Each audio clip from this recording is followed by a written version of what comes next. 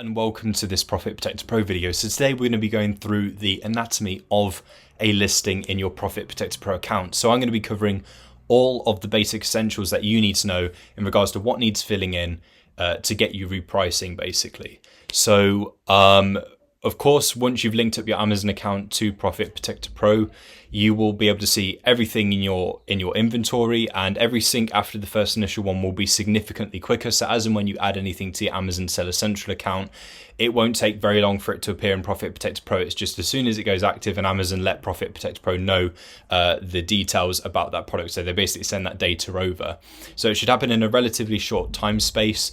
And you'll have to forgive the slight crudity of the display here because this is just a demonstration account with dummy data, and the marketplaces and so forth that are showing on here, that's just dependent on like the demonstration account, and also it depends on the marketplaces and so forth that you have active in your Amazon account.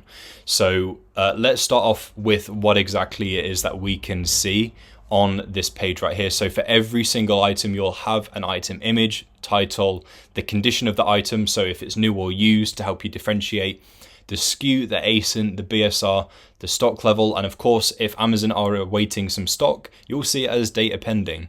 You also have a buy price field. Now, I strongly advise you to fill this in simply because the buy price is going to affect several aspects of Profit Protector Pro's calculation. So I'd advise having this in here. And of course, you've got a VAT override field. So if you know you're working with a different VAT rate, you can enter what percentage that is in this field, and that's what Profit Protector Pro will use in its calculations. Below this, you have an option to delete the item from your Profit Protector Pro account, simply because if you delete something from Amazon, it won't necessarily delete from Profit Protector Pro. Amazon isn't able to overwrite Profit Protector Pro like that. So you'll have to remove it separately from Profit Protector Pro, which is one of the manual ways of doing it. There is an automated way of doing this in your account settings. You've got a favorite icon, the repricing history of the product. Of course, if you tap this, it will show you the recent repricing history, so everything that's gone on with the item, so what you've done with it and what Profit Protector Pro is doing with it. The other options, I would say, are not advanced, but of course not essential to the very basic setup of the item. So just to give you a brief idea, you've got an option to ignore certain merchants if you don't want it to compete with certain sellers on that listing. You can schedule repricing as well.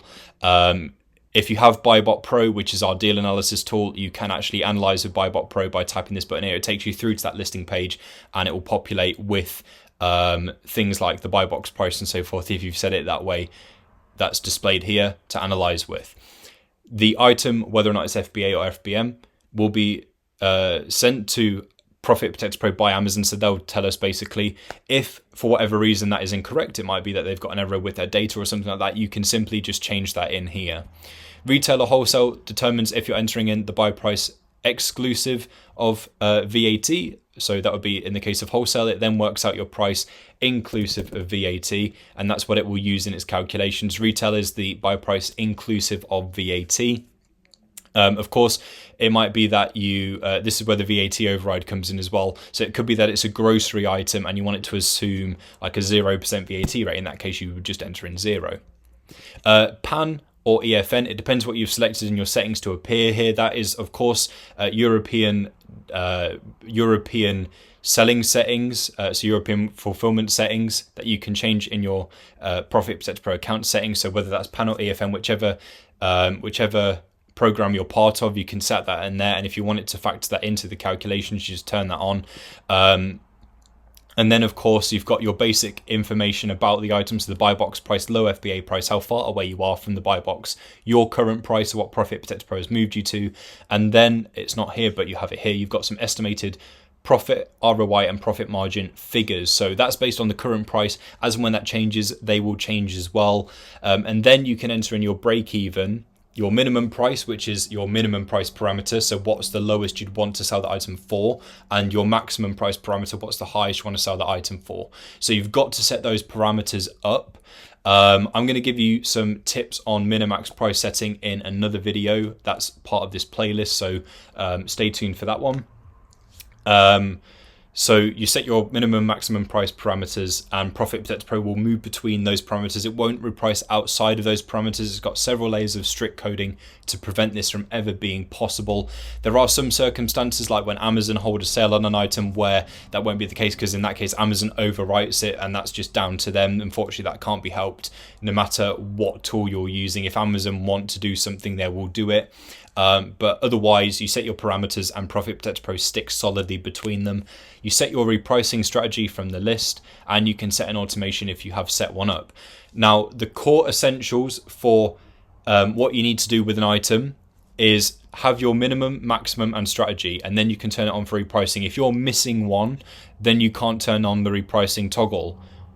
As long as you've got them all, you can turn that on. But I would advise having your minimum, maximum, strategy, and buy price entered in. Anything else is additional, and of course can help you depending on the situation, what it is that you want to do with the item repricing wise. So if it's ready to go, just flick on the repricing toggle and you're all good. Profit Protector Pro will start repricing from this point onwards.